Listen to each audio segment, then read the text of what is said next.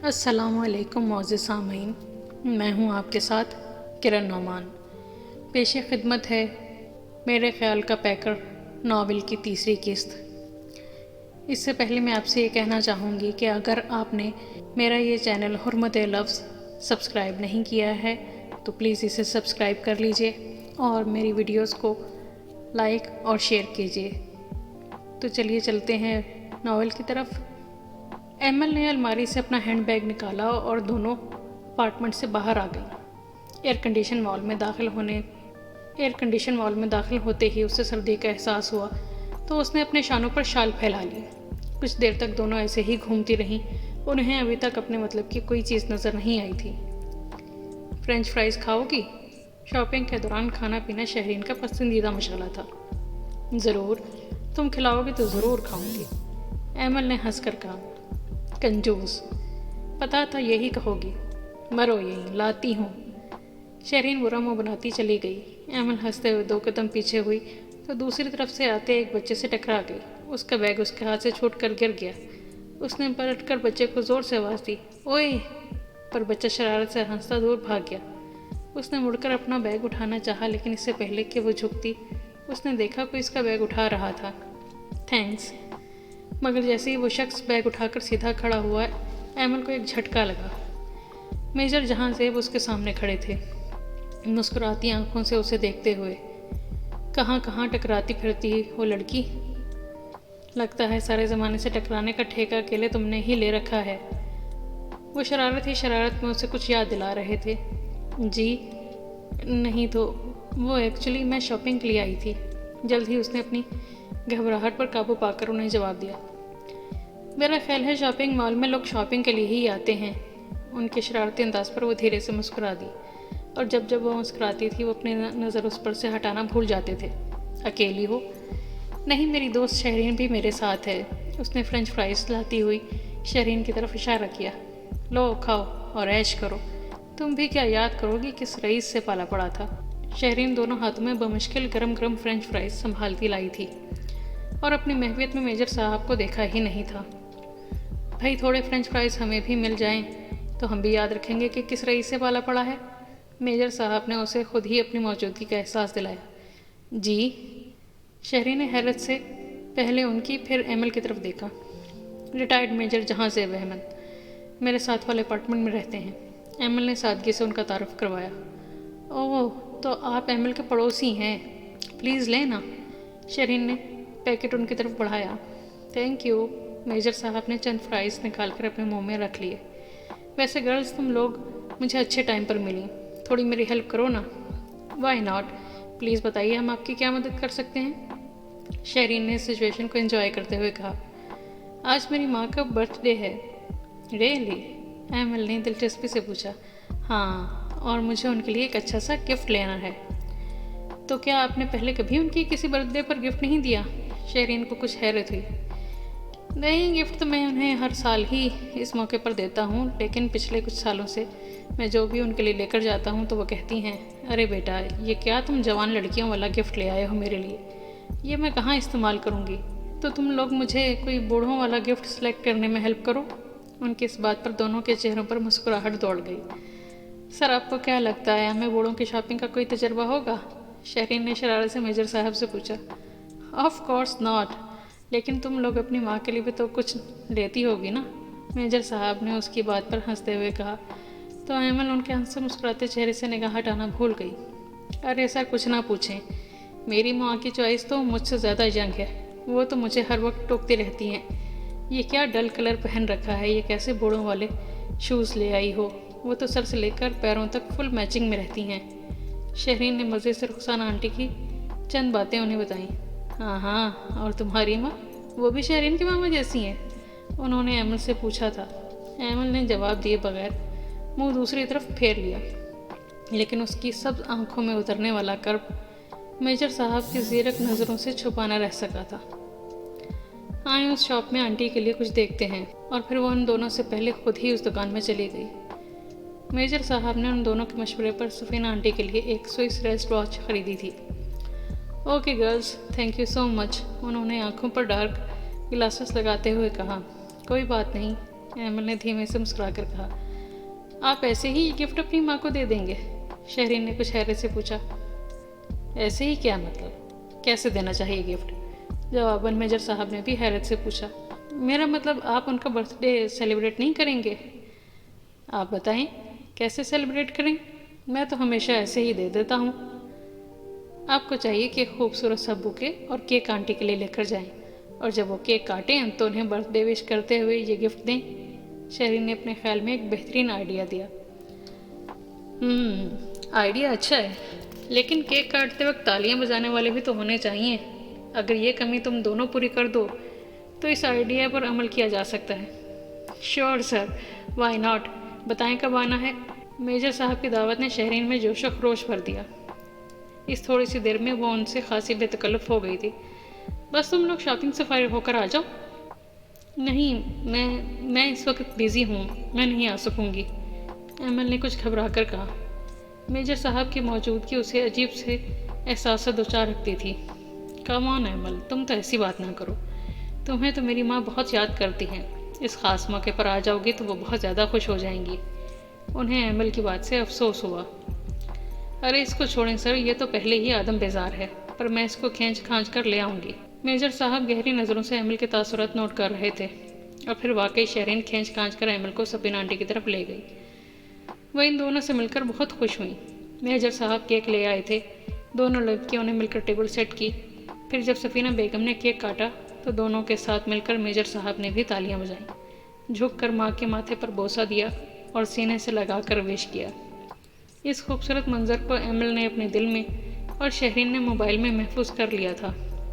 وہ دونوں بھی سفینہ بیگم کے لیے ایک خوبصورت کشمیری شال لے کر آئی تھیں۔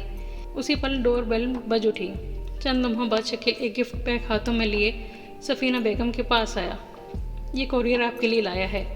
شکیل گفٹ پیک ٹیبل پر رکھ کر چلا گیا۔ ماں، یہ تو لندن سے ہے۔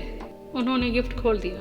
اندر چائنیز نقش و نگار سے مزین 3 سرونگ باؤل تھے، ساتھ میں ایک وشنگ کارڈ بھی تھا جس پر ایک گلاب کا پھول بنا ہوا تھا۔ بھیجنے والے کا ٹیسٹ کمال کا تھا۔ کارڈ کے اندر لکھا تھا، to my sweetheart, my darling دادو، with a great love from Kashan. Kashan? Emal نے کارڈ پڑھ کر سوالیہ نظروں سے میجر صاحب کی طرف دیکھا۔ بیٹا ہے میرا، لندن میں پڑھتا ہے وہ۔ انہوں نے اپنے دائیں جانب کی دیوار کی طرف اشارہ کیا، جہاں ایک نہایت خوبرو اور شوخ لڑکی کی تصویر لگی ہوئی تھی۔ سفینہ بیگم اتنی ڈھیر ساری محبتیں ایک ساتھ پا کر آبدیدہ ہو رہی تھیں۔ ماں، کاشان کا میسج ہے، آپ کو اسکائپ پر کال کر رہا ہے، آپ تھوڑی دیر اس سے بات کر لیں۔ میجر صاحب نے موبائل پر سے نظریں ہٹاتے ہوئے کہا۔ ارے پر یہ بچیاں کیا سوچیں گی؟ مہمانوں کو چھوڑ کر میزبان غائب ہو گئے۔ وہ اپنے پوتے سے بات تو کرنا چاہ رہی تھیں، پر انہیں اچھا نہیں لگ رہا تھا کہ وہ ان بچیوں کو چھوڑ کر خود کمپیوٹر کے سامنے جا بیٹھے۔ ارے نہیں آنٹی، اب بات کریں، ہم اب چلتے ہیں، پھر کبھی آ جائیں گے۔ ایمل نے موقع غنیمت جان کر نکلنا چاہا۔ اچھا جناب، آپ تو چلی جائیں گی، اور وہ اتنا بڑا پیزا جو میں آپ لوگوں کے لیے لایا ہوں وہ میں اکیلا کیسے کھاؤں گا؟ ماں اور شکیل تو صرف دیسی کھانا ہی کھاتے ہیں۔ ایسی بات ہے تو پھر کوئی مسئلہ نہیں، ہم آپ کا پیزا کھانے میں بھرپور ساتھ دیں گے۔ شہرین! ایمل نے دبی آواز میں غصے سے شہرین کو پکارا۔ جانتی تھی کہ پیزا اس کی کمزوری ہے، اب وہ اور پھیل جائے گی۔ گڈ، یہ ہوئی نا بات، آپ لوگ بیٹھو، میں بھی آتا ہوں۔ پھر وہ سفینہ بیگم کی ویل چیئر دھکیلتے ہوئے اپنے کمرے کی طرف بڑھ گئے۔ شہرین، یہ اچھی بات نہیں ہے۔ ان کے جاتے ہی ایمل نے اندر دبے ہوئے غصے کو آزاد کیا۔ چلنا یار، اپنے اپارٹمنٹ میں جا کر بھی تو ٹی وی ہی دیکھنا ہے، تو یہاں دیکھ لیتے ہیں۔ شہرین مزے سے صوفے پر ٹانگیں اوپر کر کے بیٹھ گئی اور چینلز سرفنگ شروع کر دی۔ ایمل کچھ دیر بے مقصد ادھر ادھر دیکھتی رہی، پھر ایک کمرے کی جانب بڑھ گئی۔ یہ اس کے اپارٹمنٹ کے مقابلے میں کافی بڑا اپارٹمنٹ تھا، اور اس کا اسٹرکچر بھی بالکل الگ تھا۔ کمرے کا دروازہ تھوڑا سا کھول کر دیکھا تو وہ حیران رہ گئی۔ یہ کمرہ نہیں، پوری لائبریری تھی، جس کی 3 دیواروں میں بڑی بڑی الماریاں نصب تھیں۔ چوتھی دیوار کے آگے بڑی سی ٹیبل اور اس کے پیچھے ریوالونگ چیئر تھی۔ ٹیبل پر لیمپ، لیپ ٹاپ اور کافی ساری فائلز رکھی ہوئی تھیں۔ ایمل کی کمزوریوں میں سے ایک کمزوری کتاب بھی تھی، اس لیے اتنی ساری کتابیں دیکھ کر رہ نہیں پائی۔ وہ ایک ایک الماری کے پاس جا کر دیکھنے لگی۔ تمام کی تمام کلیکشن لاجواب تھی۔ ایک جگہ وہ رک گئی۔ الماری کے سب سے اوپر والے حصے میں اسے ہسٹری آف گاڈ نظر آئی تھی۔ اس کا ہاتھ بے اختیار اوپر کی طرف اٹھا، پر وہ کتاب اس کی پہنچ سے باہر تھی۔ اس نے مایوس ہو کر ہاتھ کھینچ لیا۔ میں اتار دوں؟ خوبصورت مدھم سرگوشی بن کر کانوں میں رس کھولتی آواز ایک بار پھر اسے چونکا گئی تھی۔ کتابوں کی دنیا میں وہ ایسی کھوئی تھی کہ اسے پتہ بھی نہ چلا کب وہ اندر آیا اور اس کے ان حماق کو گہری نظروں سے دیکھتے ہوئے اس کے قریب چلے۔ وہ اس کے پیچھے سے سامنے آیا اور ہاتھ بڑھا کر کتاب اتار لی۔ وہ اس کے اتنے قریب تھے کہ ان کے وجود سے اٹھنے والی مہک ایمل کے وجود میں اترنے لگی۔ انہوں نے کتاب ایمل کی طرف بڑھائی، پر وہ کتاب کی طرف کیا دیکھتی؟ اس کی نظروں نے تو ان کے دلکش چہرے سے ہٹنے سے انکار کر دیا تھا۔ چند لمحے انہوں نے اس کی آنکھوں میں دیکھا، لیکن کچھ سمجھ نہیں پائے۔ کیا ہوا؟ ان کی آواز سن کر وہ حواسوں میں واپس آئی۔ جی کچھ نہیں، وہ سوری، میں بغیر اجازت کے اندر آ گئی۔ اس نے فوراً کتاب ان کے ہاتھ سے لے کر معذرت کی۔ اچھا کیا، اگر تم ایسے نہ آتی تو مجھے کیسے پتہ چلتا کہ ان کتابوں کا میرے علاوہ بھی کوئی قدردان ہے؟ ان کی اس بات پر ایمل نے مسکرا کر کتابوں کی طرف دیکھا۔ کتاب میری کمزوری ہے۔ میں بہت چھوٹی تھی تب میرے پاپا میرے لیے چھوٹی چھوٹی اسٹوری بکس لاتے تھے، پھر جیسے جیسے میں بڑی ہوتی گئی کتابیں بھی بڑی ہو گئیں۔ ہم دونوں نے مل کر اپنی ایک چھوٹی سی لائبریری بنائی تھی۔ ہر ماہ اس میں 1-2 نئی کتابوں کا اضافہ ہو جاتا تھا۔ بات کرتے کرتے اس کی نظر میجر صاحب پر پڑی تو اسے احساس ہوا کہ وہ اس کے چہرے کی کتاب کو بہت دلچسپی سے پڑھ رہے تھے۔ اس نے خاموشی سے چہرہ جھکا دیا۔ چپ کیوں ہو گئی؟ بولو نا۔ تم کم بولتی ہو پر اچھا بولتی ہو۔ میرے پاپا کہتے تھے زیادہ بولنے سے بعض اوقات انسان اپنی عزت کم کروا لیتا ہے۔ پاپا سے بہت محبت تھی، وہی تو تھے میرا سب کچھ، اور اب ان کی یادیں ہی میرا کل اثاثہ ہیں۔ اور ماما، ان سے محبت نہیں تھی؟ وہ اس کی آنکھوں میں اترنے والا کرب ابھی تک نہیں بھولے تھے۔ ان سے بھی تھی، ماں سے تو محبت ہوتی ہی ہے۔ اس کے چہرے پر ناگواری پھیل گئی تھی۔ شہرین باہر اکیلی ہوگی، اس کے پاس چلتے ہیں۔ ٹاپک لمبا نہ ہو جائے، اس لیے اس نے راہ فرار چاہی۔ ایمل، میجر صاحب کی آواز پر اس کے دروازے کی طرف بڑھتے ہوئے قدم رک گئے۔ کہہ دینے سے دل کا بوجھ کم ہو جاتا ہے، پر کچھ دکھ ایسے پھوڑوں کے مانند ہوتے ہیں جو پھوٹ جائیں تو ہر طرف تعفن ہی تعفن پھیلا دیتے ہیں۔ یہ کہتے ساتھ ہی وہ دروازہ کھول کر باہر نکل گئی، لیکن اس کی آنکھوں میں اترنے والی اذیت دیکھ کر ان کے قدم وہیں جم گئے تھے۔ آج آفس سے اٹھتے اٹھتے اسے کافی ٹائم ہو گیا تھا۔ جیسے ہی وہ آفس سے باہر آئی، اس کا فون بج اٹھا۔ سفینہ آنٹی کالنگ۔ اس نے کال ریسیو کی۔ السلام علیکم۔ جی آنٹی کہیے۔ وعلیکم السلام، جیتی رہو۔ ایمل بیٹا، ایک کام تھا، اگر کر سکو تو۔ جی آنٹی ضرور، کہیے نا۔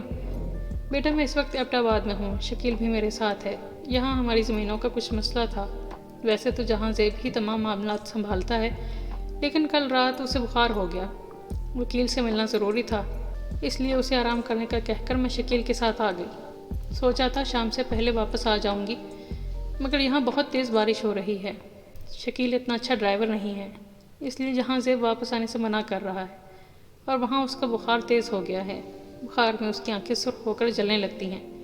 ابھی مجھے یاد آیا کہ جو ڈراپس وہ استعمال کرتا ہے وہ ختم ہو گئے ہیں۔ اگر تم اس کے لیے ڈراپس لے جا سکو تو۔ وہ چپ ہو گئیں۔ ضرور آنٹی، میں لے جاؤں گی، آپ مجھے ان ڈراپس کا نام نوٹ کروا دیں۔ مارکلہ ٹاور کی طرف آتے ہوئے اس نے ایک میڈیکل اسٹور سے ڈراپس خریدے۔ اس کی پوری کوشش ہوتی تھی کہ میجر صاحب سے اس کا سامنا نہ ہو، پر ان کے بیمار ہونے کا سن کر وہ اندر سے بے چین ہو گئی۔ 4تھ فلور پر آتے ہی وہ ان کے اپارٹمنٹ کی طرف آئی۔ بیل بجانے کے کافی دیر بعد دروازہ کھلا۔ بلیک شلوار قمیض میں آف وائٹ شال کاندھوں پر ڈالے وہ اس کے سامنے تھے۔ بال کچھ بکھرے ہوئے، چہرے پر تھکن کے آثار اور آنکھوں میں گہری سرخی۔ وہ دیکھتی چلی گئی۔ السلام علیکم۔ وعلیکم السلام، کیسی ہو؟ آج انہوں نے اسے اندر نہیں بلایا تھا۔ ٹھیک ہوں، میں آپ کے لیے ڈراپس لائی تھی۔ اس نے ڈراپس ان کی طرف بڑھائے۔ ارے تمہارے پاس یہ کیسے؟ ڈراپس دیکھ کر انہیں حیرت کا جھٹکا لگا۔ مجھے سفینہ آنٹی نے بتایا تھا۔ او میری ماں، گریٹ یو آر۔ انہوں نے آنکھیں بند کر کے سفینہ آنٹی کو خراج تحسین پیش کیا۔ اب آپ کی طبیعت کیسی ہے؟ ڈاکٹر کو دکھایا؟ دکھایا تھا، پر دوائی نہیں لی ابھی تک۔ کیوں؟ کچھ کھانے کا دل نہیں چاہ رہا ابھی، کچھ کھاؤں گا تو دوائی لوں گا۔ اوکے، آپ آرام کریں، میں چلتی ہوں۔ یہ کہہ کر وہ اپنے اپارٹمنٹ کی طرف آ گئی۔ اپنے معاملات نپٹاتے ہوئے اس کا دھیان میجر صاحب کی طرف لگا رہا تھا۔ کھانا کھانے بیٹھی تو خیال آیا پتہ نہیں انہوں نے ابھی تک کچھ کھایا ہوگا یا نہیں۔ پھر اسے کھانا کھایا ہی نہیں گیا۔ اس نے اپنے سامنے رکھے برتن سمیٹے اور چکن کارن سوپ بنانے لگی۔ ایک باؤل میں سوپ نکال کر ان کے اپارٹمنٹ کی طرف آ گئی۔ دروازے کے ہینڈل پر ہاتھ رکھا، دروازہ کھل گیا۔ شاید اس کے جانے کے بعد وہ دروازہ اندر سے بند کرنا بھول گئے تھے۔ اندر آ کر اس نے دروازہ بند کیا۔ آج اسے کسی قسم کا خوف محسوس نہیں ہو رہا تھا، بس وہ یہ چاہتی تھی کہ میجر صاحب جلدی سے کچھ کھا کر دوائی لے لیں۔ لاؤنج میں کوئی نہیں تھا، یقیناً وہ اپنے بیڈ روم میں ہوں گے۔ اس نے ہلکے سے دروازہ کھٹکھٹایا۔ وہ کمرے میں بھی نہیں تھے۔ بیڈ کی چادر اور کمبل بے ترتیب تھے۔ باتھ روم سے پانی گرنے کی آواز آ رہی تھی۔ اس نے آگے بڑھ کر باؤل بیڈ کی سائڈ ٹیبل پر رکھا تو ساتھ ہی اس کی نظر تکیے پر رکھے فوٹو فریم پر گئی۔ اس نے اٹھا کر دیکھا تو ایک بہت ہی خوبصورت لڑکی کی کافی پرانی تصویر تھی۔ دروازہ کھلنے کی آواز پر وہ پلٹی۔ میجر صاحب تولیے سے منہ صاف کرتے باہر آ رہے تھے۔ اسے دیکھ کر چونک گئے۔ تم اس وقت یہاں؟ وہ اس کی احتیاط پسند طبیعت سے واقف تھے۔ میں آپ کے لیے سوپ لائی ہوں۔ اس نے فریم واپس تکیے پر رکھا اور سوپ کا پیالہ ان کی طرف بڑھایا۔ شکریہ، اس زحمت کی کیا ضرورت تھی، میں کچھ نہ کچھ لے لیتا۔ جواباً وہ خاموش رہی۔ بیٹھو۔ اس کے ہاتھ سے پیالہ لے کر وہ بیڈ پر بیٹھ گئے اور آہستہ آہستہ سوپ پینے لگے۔ وہ بھی ان کے کہنے پر بیڈ کے سامنے رکھے صوفے پر بیٹھ گئی۔ اس کی آنکھیں ان کی سرخ آنکھوں پر جمی تھیں۔ ایمل کے لیے اس دنیا میں کسی بھی مرد کی سرخ آنکھوں سے زیادہ کراہیت انگیز چیز کوئی نہیں تھی، پر یہ کیسی آنکھیں تھیں جن کی سرخی اسے ان آنکھوں میں ڈوب جانے کی دعوت دے رہی تھی، اسے ہوش و حواس سے بیگانہ کر رہی تھی۔ اس کا بے باکانہ رویہ میجر صاحب کو الجھن میں مبتلا کر رہا تھا۔ کچھ دیر بعد انہوں نے نظریں اٹھائیں اور اس کی آنکھوں میں آنکھیں ڈال کر پوچھ ہی لیا، کیا ہوا؟ جی، ان کے اس طرح پوچھنے پر وہ چونک گئی۔ ایسے کیوں دیکھ رہی ہو؟ وہ میں دیکھ رہی تھی کہ آپ کی آنکھیں تو ابھی بھی بہت سرخ ہو رہی ہیں۔ اس کی بات سن کر وہ ایک بار پھر اطمینان سے سوپ پینے لگے۔ ہاں، ابھی ڈراپس نہیں ڈالے۔ یہ تصویر آپ کی؟ وہ پوچھتے پوچھتے رک گئی۔ انہوں نے سر گھما کر تصویر دیکھی اور پھر چند لمحے دیکھتے ہی رہے۔ میری بیوی کی ہے، بہت خوبصورت تھیں، شاید اسی لیے آپ نے دوبارہ شادی نہیں کی۔ اس کی بات سن کر میجر صاحب نے اسے مسکرا کر دیکھا۔ بات خوبصورتی کی نہیں ہوتی، دل کے جذبوں اور محبت کی ہوتی ہے۔ محبت لوگوں کو وہ احساس دیتی ہے کہ محبوب ہو یا نہ ہو کوئی فرق نہیں پڑتا، محبت خود وجود میں ڈھل جاتی ہے۔ سچی محبت انسان کو ایسا راستہ دیتی ہے جس پہ انسان بھٹکتا نہیں۔ میں نہیں مانتی۔ وہ چپ ہوئے تو ایمل بول اٹھی، محبت اگر اتنی ہی طاقتور ہوتی ہے تو پھر وہ کیسے بھٹک گیا؟ میں نے بھی تو اسے سچے دل سے چاہا تھا۔ میجر صاحب نے حیرت سے اسے دیکھا۔ اف، یہ کیا ہو گیا؟ یہ کیا نکل گیا منہ سے؟ جس راز کو وہ خود سے بھی چھپاتی رہی تھی وہ کھلا بھی تو کس کے سامنے؟ وہ ایک دم گھبرا کر اٹھی۔ میں چلتی ہوں ایمل، انہوں نے نرمی سے اسے پکارا۔ وہ رک گئی مگر ان کی طرف دیکھ نہیں سکی۔ بیٹھ جاؤ۔ وہ بیٹھ گئی، نظر قالین کے ڈیزائن میں الجھی رہی۔ دکھوں کا مواد بہہ جائے تو دل کے زخم بھر جاتے ہیں، مسیحائی ان پر مرہم رکھتی ہے۔ زندگی میں کسی نہ کسی کو مسیحا بنانا ہی پڑتا ہے۔ جو ایسا نہیں کرتے ان کی زندگی کوڑیوں کی مانند ہو جاتی ہے۔ کیوں اپنی زندگی کو اذیت میں ڈالتی ہو؟ کہہ دو جو دل میں ہے۔ ایمل کی آنکھوں میں نمی اتر آئی۔ اس نے نم آنکھوں سے ان کی سرخ آنکھوں کی طرف دیکھا۔ ان آنکھوں میں مسیحائی کا وعدہ تھا، کچھ ماحول کا فسوں بھی تھا۔ اس نے اپنا دل کھول کر رکھ دیا۔ اس کے دکھ اس کے لفظوں میں بہنے لگے۔